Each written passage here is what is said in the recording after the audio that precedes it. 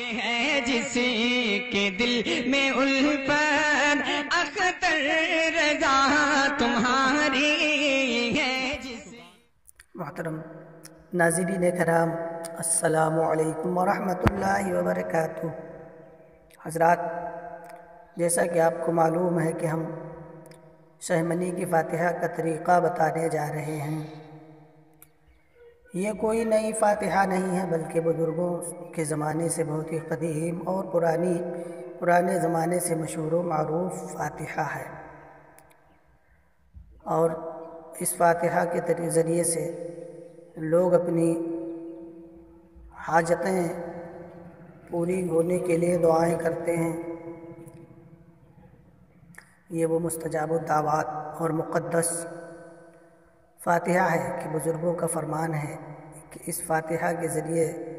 سے جس مشکل کے لیے بھی دعا کی جاتی ہے، جس مشکل گھڑی میں بھی اس کی منت مانی جاتی ہے، اس کی مشکلیں اللہ تبارک و تعالیٰ ان بزرگوں کے صدقے میں آسان فرما دیتا ہے۔ ان بزرگوں کے ذریعے سے اس کی مشکلیں آسان ہو جاتی ہیں، اس کی پریشانیاں حل ہو جاتی ہیں، ہر معاملات، ہر بگڑا ہوا کام بن جاتا ہے۔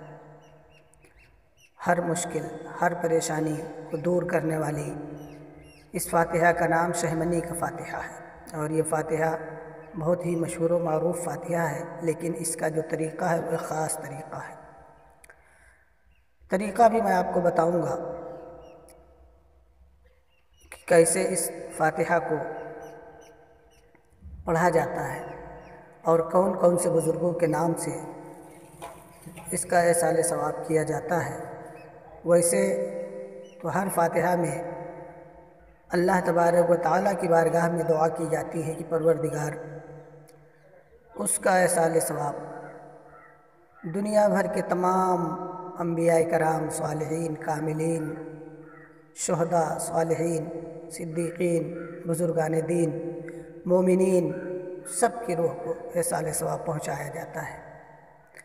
لیکن بالخصوص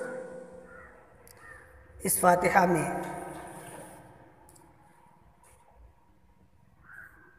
جو بزرگان دین، انبیاء کرام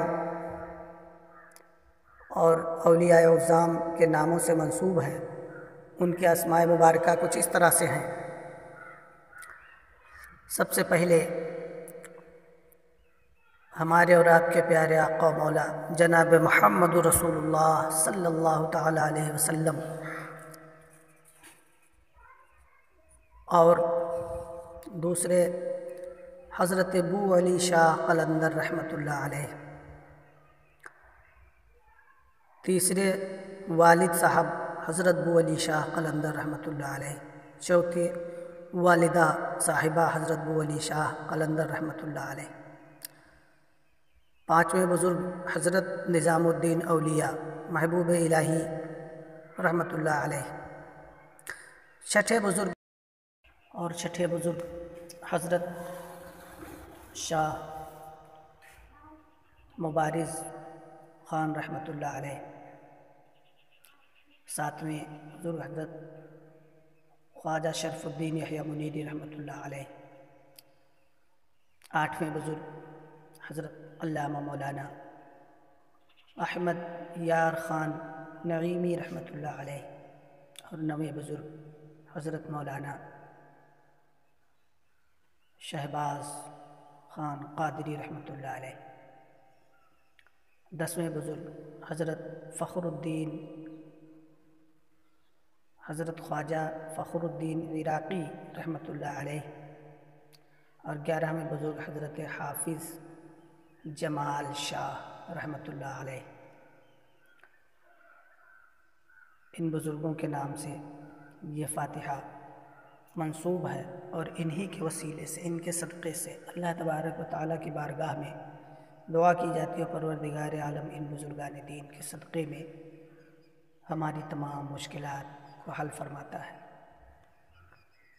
پروردگار عالم ان اپنے مخصوص اور خاص بندوں کے صدقے میں ہم گناہگاروں پر رحم فرما دیتا ہے۔ اس فاتحہ کے پڑھنے کا جو طریقہ ہے وہ بھی الگ ہے، اور اس کا طریقہ یہ ہے کہ اس میں کون کون سی صورتیں تلاوت کی جاتی ہیں بزرگوں کے نزدیک افضل و اعلیٰ بتایا گیا ہے، ان صورتوں کے ذریعے سے ہم اس فاتحہ کی تلاوت کرتے ہیں، اور وہ ہوتی ہیں سب سے پہلے درود غوثیہ شریف 11 مرتبہ، پھر سورہ فاتحہ 11 مرتبہ، آیت الکرسی 11 مرتبہ، علم نشرح سورہ علم نشرح 11 مرتبہ، پھر سورہ اخلاص 11 مرتبہ، اور پھر درود غوثیہ شریف 11 مرتبہ۔ درود غوثیہ شریف اگر نہ یاد ہو تو جو بھی درود یاد ہو اس درود شریف کو پڑھ لیا جائے، اور اس کے بعد ان صورتوں کی تلاوت کی جائے اول آخر درود شریف کے ساتھ۔ پھر اس کے بعد میں اس فاتحہ کا جو طریقہ ہے بزرگوں کے نزدیک اس کا ایک اور الگ طریقہ ہے۔ طریقہ یہ ہے کہ فاتحہ میں جن بزرگان دین کے اسماء مبارکہ بیان کیے گئے، ان کے الگ الگ، یعنی 11 بزرگان دین وہ انبیاء کرام صلی اللہ علیہ وسلم، تو 11 لوگ پڑھنے والے بلائے جاتے ہیں، اور ان کو الگ الگ ایک ایک بزرگ کی طرف سے ایک پرچہ دیا جاتا ہے، جس میں سارے لوگ درود شریف و سورہ کی تلاوت کرتے ہیں۔ تو اس طریقے سے ان کی تلاوت جو ہوتی ہے وہ 121 مرتبہ ہو جاتی ہے۔ 11 لوگوں نے 11 بار ان صورتوں کی جب تلاوت کی تو اس کا جو مجموعہ ہے وہ 121 مرتبہ ہو جاتا ہے۔ اس طرح اس کے اجر و ثواب سے، قرآن کی برکت سے، بزرگوں کے وسیلے سے اللہ تبارک و تعالی حاجتیں پوری فرما دیتا ہے،